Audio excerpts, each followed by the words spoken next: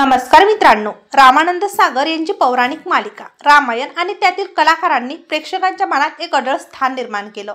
मालिका टेलिव्हिजनवर प्रसारित झाल्यापासून आजपर्यंत प्रेक्षकांनी रामायणवर भरभरून प्रेम केलेलं आहे।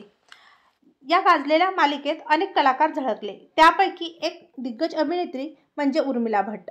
त्यांनी या मालिकेत सीता मातेची आई महाराणी सुनैनाची व्यक्तिरेखा साकारली होती, पण ऑनस्क्रीन झळकलेल्या या अभिनेत्रीच्या खऱ्याखुऱ्या आयुष्यात मात्र तिचा अत्यंत निर्दयीपणे अंत करण्यात आला होता। अभिनेत्री उर्मिला भट्ट यांची 22 फेब्रुवारी 1997 रोजी त्यांच्या जुहू येथील राहत्या घरी हत्या करण्यात आली होती।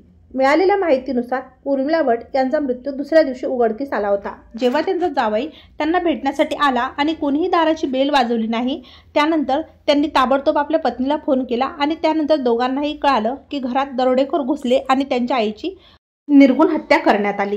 अत्यंत खेदजनक बातमी अशी की उर्मिला भट्ट यांचे खुनी आज देखील पकडले गेले नाहीत आणि त्यांची हत्याचं आजही एक मोठं गूढ आहे। श्री उर्मिला भट्ट यांनी संघर्ष, हमराज यासारखे चित्रपट केले। त्यांनी अखियों के झरोखे से, गीत गाता चल, बेशरम, राम तेरी गंगा मैली, बालिका वधू, धुंद या सिनेमांमध्ये महत्त्वपूर्ण भूमिकांमध्ये त्या झळकल्या। तेव्हा मित्रांनो, आपल्या तारांगण या यूट्यूब चॅनलतर्फे अभिनेत्री उर्मिला भट्ट यांना भावपूर्ण श्रद्धांजली।